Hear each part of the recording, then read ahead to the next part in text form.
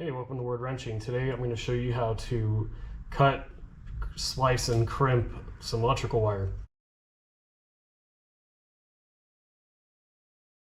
So first we need our tools. We have our cut and splice tool, we have our crimping tool, we have our connector, and we have some wire.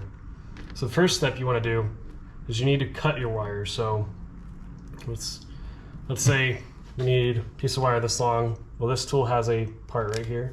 You can just connect, cuts it right off. Now we have our wire, and we feed it into the jaws, and we line it up with that yellow stopper.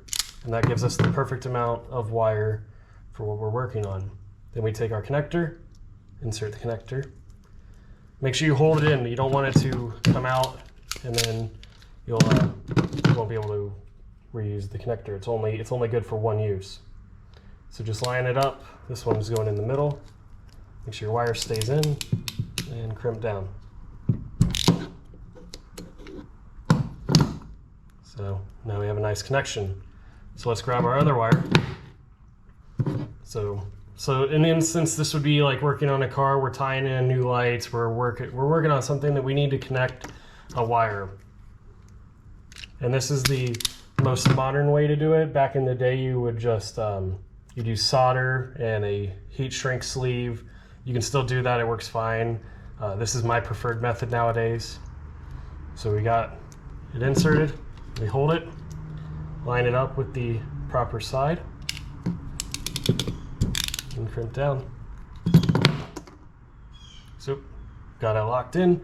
But if we leave it like this while the connection is good, it's open to the elements such as water, dirt, everything like that. So these connectors are actually heat shrink connectors. So we grab our heat gun like this, turn it on, and you just wait for it to heat up and the ends will shrink around it. Make sure you get all the way around. You want to keep rotating it. You don't want to do it in one spot or else you're going to burn the wire or connector. Okay? Now remember, your heat gun's going to be very hot after this. So you're going to want to set it in a place that you're not going to burn anything. For me, I set it in my vise right next to me.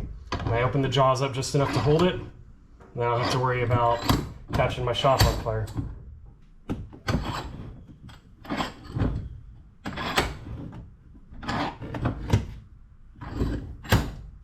And then I just clamp the jaws down just slightly to give it enough pressure so that way it's not going to go anywhere, because I have burned myself with the heat gun and it's not fun.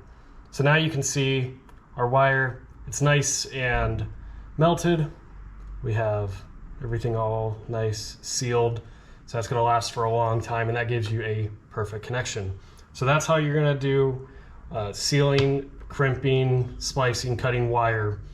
Well, in another video, we'll get into how to read wire gauge. So that way we know what size and thickness of wire we need for certain applications that we're working on. But that'll do it for today. If you're looking for these tools here, and I love these tools, they're worth the investment. I think they're like $25 a piece or something like that. The links will be in the description. Thanks for watching.